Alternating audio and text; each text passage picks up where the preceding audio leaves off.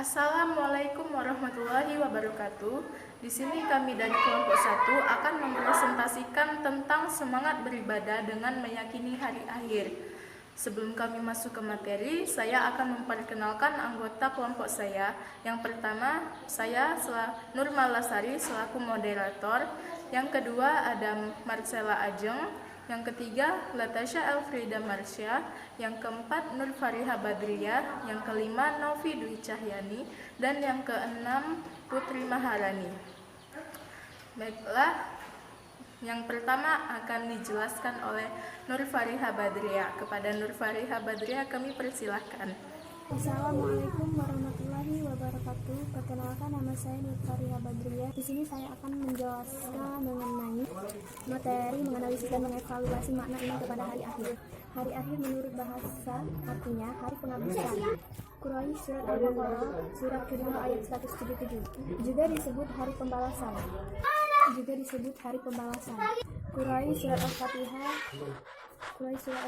surat ke-1 ayat 4. Adapun menurut istilah, hari akhir adalah hari mulai hancurnya alam semesta, berikut isinya dan berakhirnya kehidupan semua makhluk Allah Subhanallah Ta'ala. Hari akhir juga disebut hari kiamat, yaitu hari penegakan hukum Allah Subhanallah Ta'ala yang seadil-adilnya. Quraisy Al-Mumtahanah surat ke-60 ayat 3. Kebenaran akan datangnya hari akhir dapat ditemukan melalui kajian ayat-ayat Al-Quran, ilmu pengetahuan dan panca indera. Melalui kajian akan kebenaran adanya hari akhir, kalian dapat menghayati akan nilai-nilai keimanan kepada hari akhir. Perhatikan Quraisy surat Al-Anbiya surat ke-20 ayat 97. Yang pertama, hari akhir menurut Al-Quran. Hari akhir atau hari kiamat menurut Al-Quran dapat dibagi menjadi dua, yaitu sebagai berikut. Kiamat sugra atau kiamat kecil. Kiamat sugra adalah kiamat peristiwa datangnya kematian bagi semua makhluk termasuk manusia yang bersifat lokal dan individu.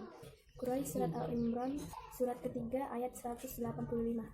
Peristiwa-peristiwa yang harus diimani yang akan terjadi sesudah mati antara lain sebagai berikut. Yang pertama yaitu fitnah kubur, yaitu beragam pertanyaan yang diajukan kepada orang yang meninggal tentang Tuhannya, agamanya, nabinya, imannya, dan kiblatnya. Yang kedua, siksa dan nikmat kubur. Siksa kubur diperuntukkan bagi orang yang zalim, munafik, kafir, dan musyrik. Quraisy surat Al-An'am surat ke-6 ayat 93. Quraisy surat Al-Mu'min surat ke-40 ayat 46. Quraisy surat Fussilat surat ke-41 ayat 30. Quraisy surat Al-Ahqaf surat ke-46 ayat ke-83 sampai 89. Nikmat kubur diperuntukkan bagi orang yang baik amal ibadahnya di dunia. B. Kiamat kubra atau kiamat besar, peristiwa berakhirnya seluruh kehidupan makhluk dan hancur leburnya alam semesta secara total dan serentak. Proses terjadinya hari kiamat tersebut dijelaskan oleh Allah Subhanahu wa Ta'ala dalam banyak ayat. Di antaranya dalam Quraisy surat At-Takwir surat ke-81 ayat 1 sampai 3. Iza samsu kuwirat wa iza nujumun kadarat wa iza jibalu yusuyirat. Artinya, apabila matahari digulung, apabila bintang-bintang berjatuhan, dan apabila gunung-gunung dihancurkan. Berdasarkan ayat-ayat tersebut, peristiwa kiamat merupakan kejadian yang sangat hebat, yaitu tak kala malaikat Israfil meniup sangkakala, kemudian bumi diangkat, gunung-gunung dibengkakkan, dan terjadilah kerusakan hebat. Langit pecah berdelar, benda-benda bumi pun bertebaran laksana kabut. Sementara manusia akan kacau balau, kebingungan. Hanya Allah Subhanahu wa Ta'ala saja yang maha kekal. Assalamualaikum warahmatullahi wabarakatuh. Perkenalkan, nama saya Novi Dwi Cahyani. Dari sini saya akan menjelaskan materi saya tentang hari kiamat menurut ilmu pengetahuan. Yang pertama, menurut geologi. Bumi terjadi dari gas yang berputar. Setelah diam, gas itu menjadi dingin.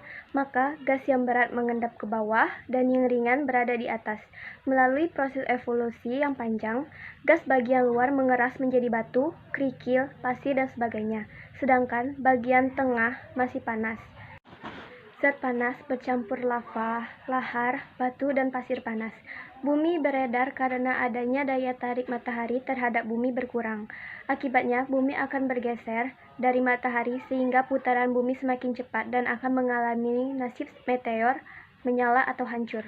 Yang kedua, menurut teori fisika, letak matahari adalah 149.597.870,7 km jauhnya dari bumi. Sinar matahari sampai ke bumi selama 8 menit 20 detik. Garis tengah matahari adalah 1,4 juta dan luas permukaannya 616 dikali 1010 km sama dengan 622.160 km. Menurut ahli fisika, energi matahari dipancarkan ke angkasa dan sekitarnya 5,7 dikali 1027 kalori sama dengan 5.853,9 kalori per menit dan mampu menyala 50 miliar tahun dengan panas 15.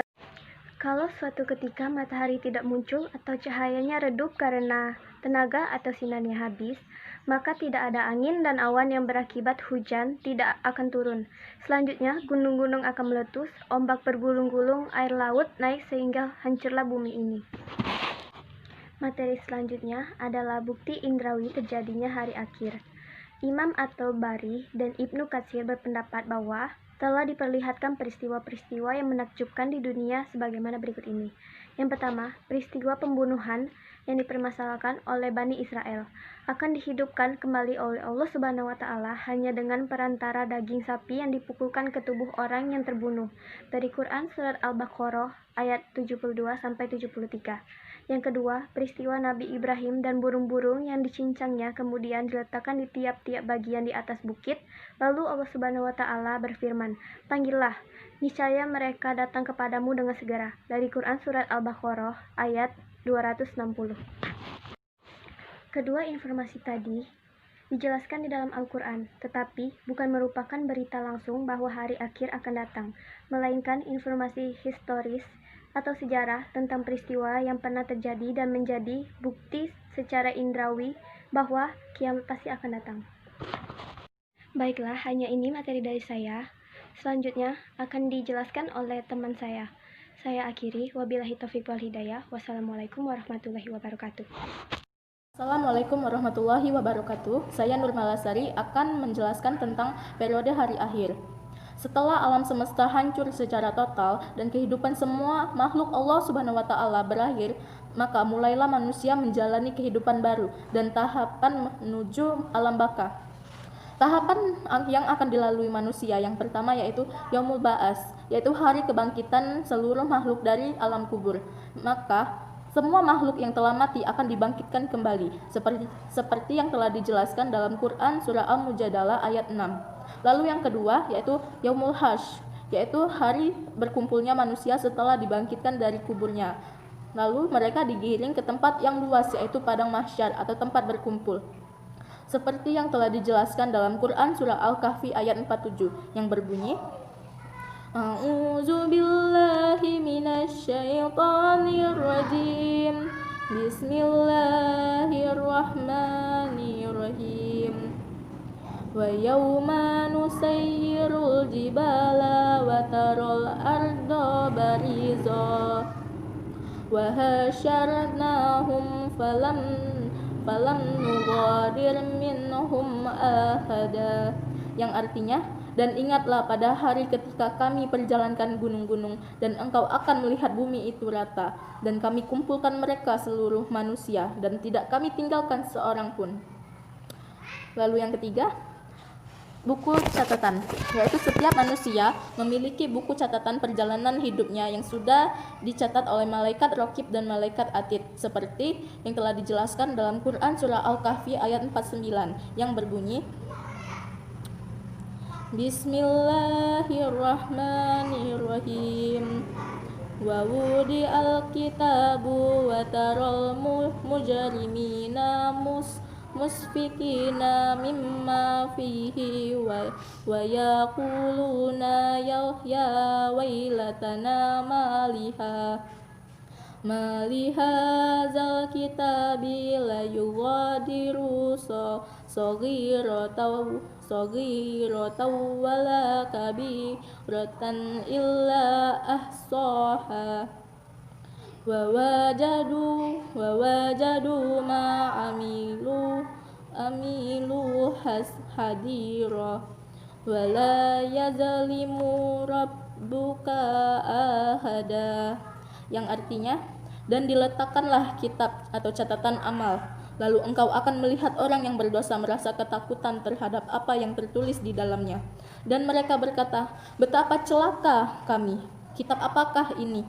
Tidak ada yang tertinggal, yang kecil dan yang besar, melainkan tercatat semuanya. Dan mereka dapati semua apa yang telah mereka perbuat, dan Tuhanmu tidak menzalimi seorang pun jua. Lalu yang keempat ada Yaumul Hisab dan Mizan. Yaumul Hisab adalah hari ketika Allah Subhanahu wa taala memperlihatkan semua amalan di akhirat untuk dihisab. Mizan adalah timbangan yang adil berisi kebajikan dan kejahatan yang telah diperbuat setiap manusia. Perkenalkan, nama saya Latesya Elfrida Marsha dan menjelaskan tentang materi periode hari akhir yang kedua. Yang kelima adalah As-Sirat, adalah jembatan yang terbentang di atas neraka menuju surga. Mudah atau sulitnya tergantung kepada amal setiap manusia. Rasulullah Shallallahu Alaihi Wasallam bersabda, terbentanglah jembatan As-Sirat itu di antara dua tepi neraka jahanam. Hadis riwayat Muslim. Yang keenam adalah Yaumul Jaza, suatu hari ketika di mana setiap manusia menerima balasan Allah Subhanahu wa taala.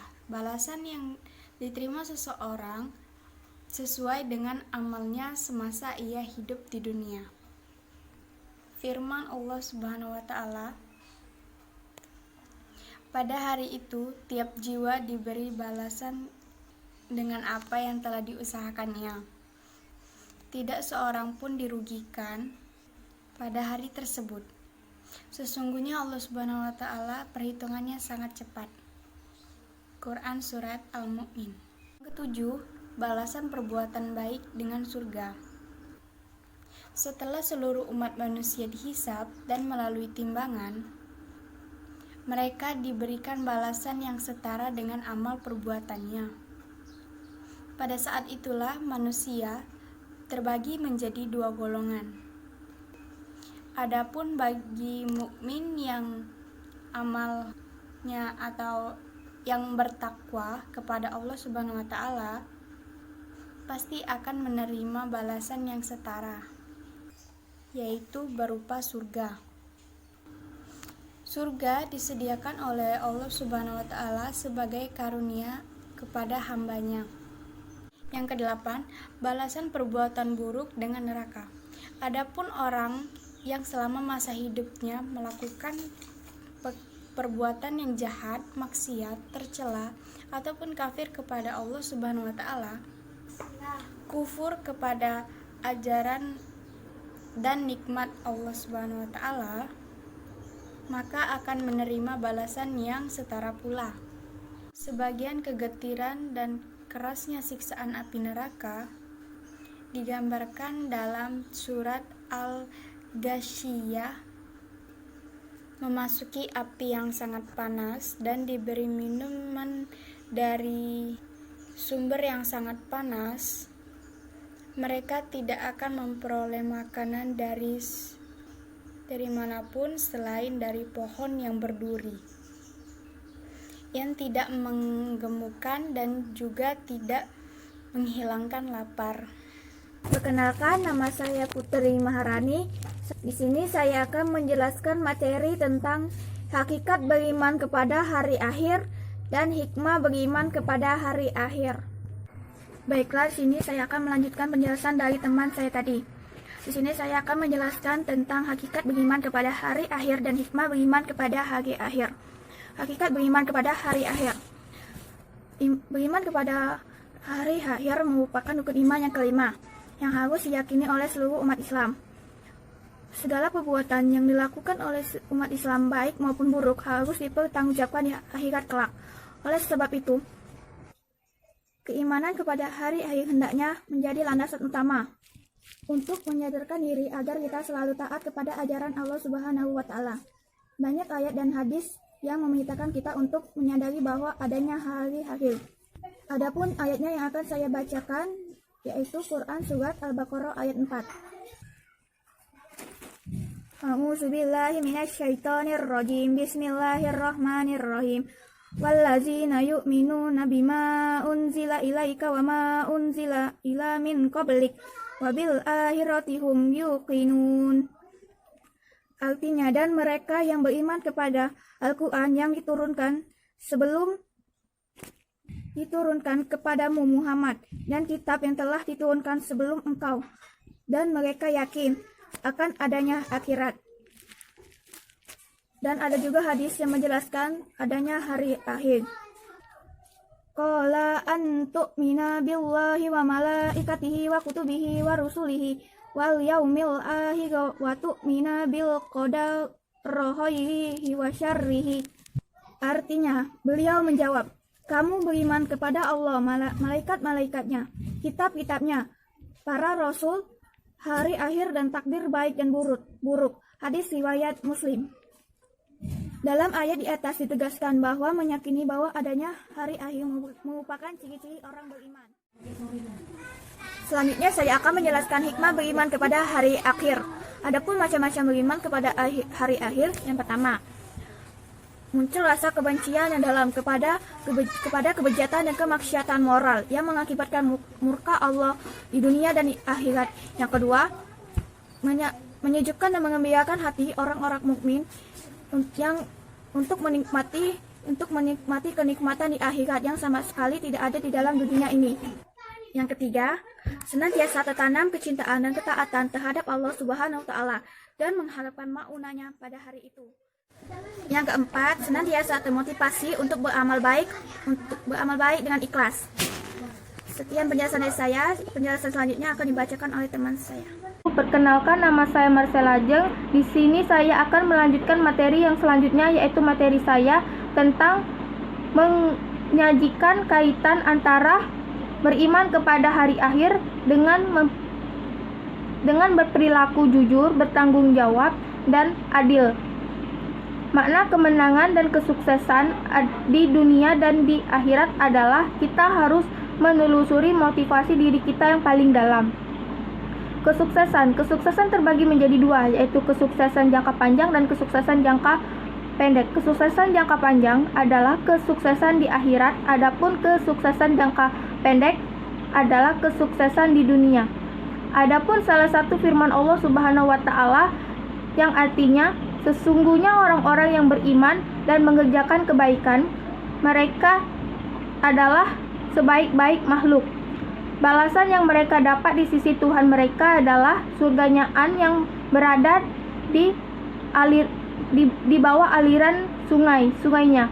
Mereka kekal di dalamnya selama-lamanya.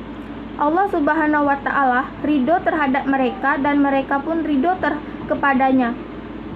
Begitu pula itu adalah balasan bagi orang yang takut kepada kepada Tuhannya.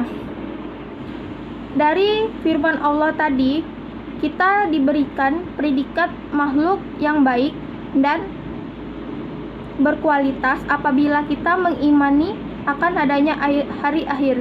Selain itu, jika melakukan kegiatan atau bekerja selama hidupnya dengan rasa penuh bertanggung jawab, adil, dan jujur, maka akan mendapatkan kelak surganya di hari akhir nanti. Dan yang terakhir adalah kesimpulan dari materi ini adalah iman kepada hari akhir adalah percaya dengan penuh keyakinan hidup yang kekal di hari akhir nanti. Saran saya adalah kita sebagai umat Islam, kita diwajibkan untuk mempercayai hari akhir. Maka sebab itu, marilah kita memperbaiki amal dan perbuatan kita untuk menjadi bekal di hari akhir nanti. Sekian dari materi saya. dan teman-teman saya. Apabila ada kesalahan kata, kepada Allah saya mohon ampun. Wabillahi taufiq wal hidayah. Wassalamualaikum warahmatullahi wabarakatuh.